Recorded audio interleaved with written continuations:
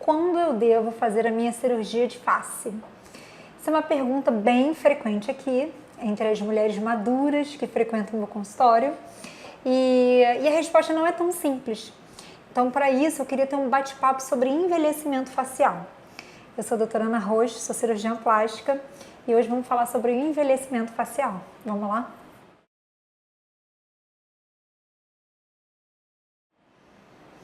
É bem comum uma paciente, quando chega no consultório, se comparar um pouco à amiga.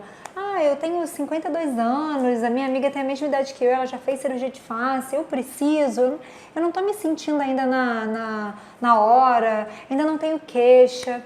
Então vamos lá, o princípio básico de toda cirurgia é a indicação cirúrgica é quando aquilo incomoda o paciente, tá? Mas falando do ponto de vista científico, falando do ponto de vista do olhar da gente enquanto cirurgião e da nossa indicação, a cirurgia. Quando é que a gente faz, quando é que a gente não faz? Existe um tempo específico? E a resposta é não.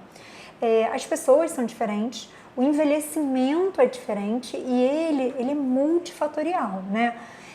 Existe um padrão do envelhecimento, existem as etapas do envelhecimento que eu vou hoje conversar com vocês, mas essas etapas elas são entremeadas pelo que o paciente, primeiro pela genética, que todo mundo gosta de botar a culpa na genética, mas a genética, olha, é responsável por um pouquinho só, uma porcentagem, 20 a 30%, e o resto, 70%, é o que a gente faz com a nossa genética, tá? Então é claro que o paciente que come bem, que dorme bem, que não pega sol, que tem um cuidado mínimo aí com a pele, esse paciente ele vai envelhecer melhor do que o paciente com as mesmas características e que não faz isso, né? Que não deixa, que não intervém dessa forma sobre a própria saúde, tá? Mas durante o envelhecimento é importante que a gente saiba o porquê, né, da gente estar indicando uma cirurgia de face e estar indicando principalmente procedimentos ancilares, tá? Isso porque a cirurgia de face, gente, ela é pontual. Ao longo da vida, mesmo que a paciente seja bem vaidosa, queira se tratar, a gente vai fazendo essa paciente 2, 3 cirurgias de face, né? Enquanto que cuidados ancilares, né, de consultório, seja no cirurgião plástico, seja no dermatologista, isso é para a vida toda. Então eu também tenho muito paciente que chega aqui e fala, eu quero fazer minha face porque eu não quero mais fazer toxina, eu não quero mais fazer preenchedor, e isso não existe, né? Isso são cuidados que o paciente deve ter entre as cirurgias de face dele depois que o paciente tiver indicação, tá? E mesmo antes. Então o que eu digo é que o paciente bem cuidado, apesar de às vezes ele ter indicação de cirurgia, ele vai ter um resultado muito melhor do que o paciente que não cuida da pele, tá? Então vamos pensar que a partir dos 30 anos, é isso mesmo, 30 anos, a gente já começa a ter aquelas rugas de movimento que ficam mais marcadas. É claro que ruga de movimento a gente tem desde que a gente existe por gente, né? Todo mundo que faz expressão tem ruga, então se pegar uma criança e ela fizer expressão, vai fazer marquinha. Mas essa marca, ela se torna mais evidente quando o paciente vai envelhecendo mais. E envelhecendo, gente, não é no sentido pejorativo, mas a gente começa a ver os sinais do envelhecimento a partir de 30 anos.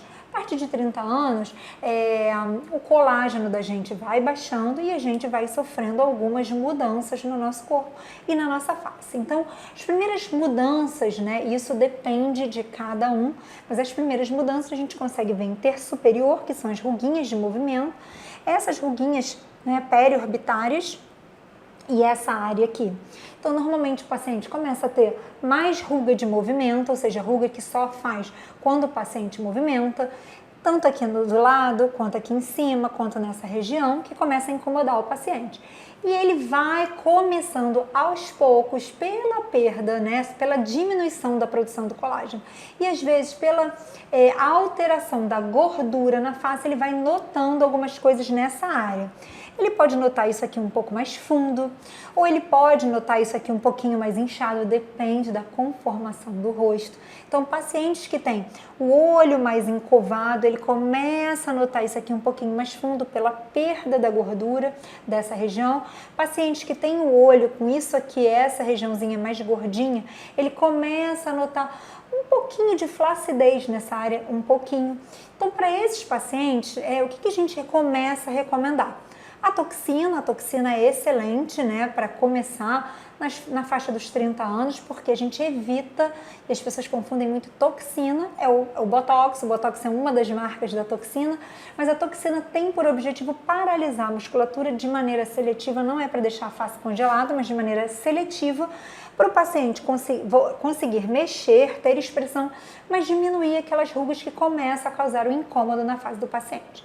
Paciente que tem perda dessa gordurinha, a gente já pode pensar em fazer preenchedor nessa área, em fazer hidratantes dérmicos nessa área, e a gente já pode também começar a pensar em pacientes ter banco de colágeno, ou seja, estimular o colágeno desses pacientes para que ele envelheça melhor, tá?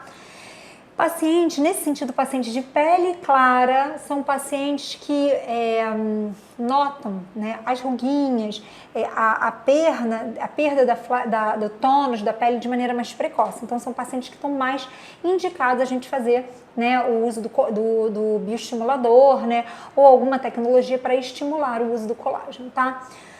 Vai passando os anos e a gordura da face vai se modificando. Além da flacidez do tecido da pele e do tecido conectivo, você também começa a ter uma modificação da gordura da face. Então, aquela face que era bem preenchidinha aqui, era uma maçãzinha, se você ver a sua foto de adolescente, você tem uma bochechinha maior aqui, você tem nada de gordura nessa face, a gordura ela começa a modificar o seu padrão.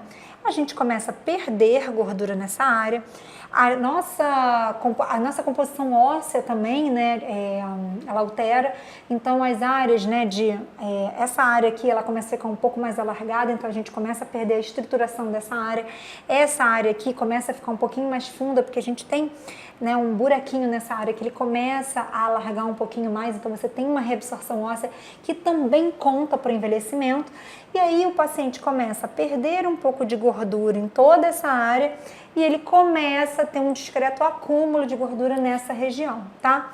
E aí quando esse paciente tem 40, 45 anos, esse paciente vale fazer o uso de maneira mais intensa dos bioestimuladores, tá? E de tecnologias que estimulem colágeno, né?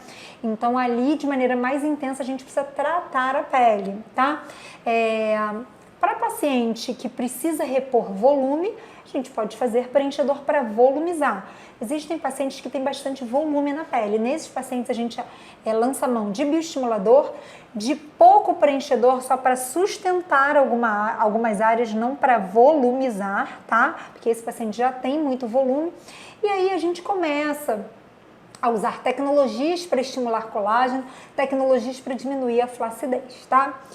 Ao longo dos anos, né, esse paciente, apesar de tratar muito bem a pele, tem uma pele muito hidratada, tem uma pele com produção de colágeno, ele começa a perder a sustentação das estruturas mais profundas da pele, que são as estruturas musculares, musculoesqueléticas, né? E aí, esse paciente começa, pelo descenso da face, começa a ter mais excesso de pele. Excesso de pele pelo envelhecimento, pela perda de gordura facial, pelo descenso de todas as estruturas e algumas vezes, se esse paciente varia de peso, ele começa a ter muito depósito de gordura nessa área.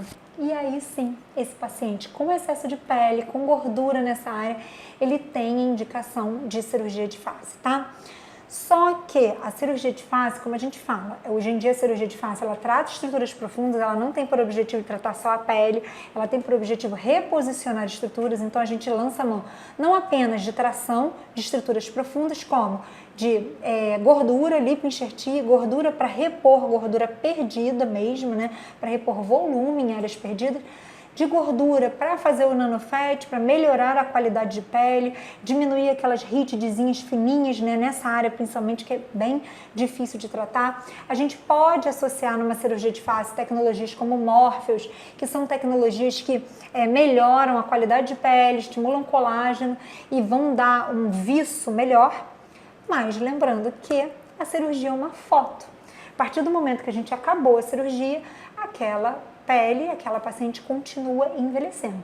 Então, todos os cuidados que ela tinha no pré-operatório, né, para que quando a cirurgia dela terminasse, ela ficasse o melhor possível, ela vai continuar no pós-operatório. Para quê? Para retardar esse envelhecimento e para que ela precise uma nova cirurgia com mais tempo possível. Então, manter hábitos de vida saudável, manter cuidados em consultório, manter cuidados em casa é fundamental para que aquela cirurgia dure mais. Então, dentro do que aquela paciente é programada para, mesmo que ela faça uma segunda cirurgia, se ela não tivesse feito a primeira, ela não ia ter um resultado tão bom quanto quando ela faz e ela segue direitinho as etapas, né, do que é um envelhecimento saudável e, como eu gosto de dizer, digno, né? A gente não quer que uma pessoa de 60 anos pareça uma pessoa de 40. A gente quer que ela pareça uma pessoa de 60, mas de maneira digna, com a pele bonita, com as estruturas bem posicionadas. Então, o objetivo da cirurgia é esse. Mas não é só cirurgia, é cirurgia, procedimentos ancilares e hábitos de vida saudáveis que vai levar a que essa paciente envelheça de maneira bem saudável e bem respeitosa. Se você tiver dúvidas sobre cirurgia de face, deixa aqui que eu vou ter o maior prazer de te responder.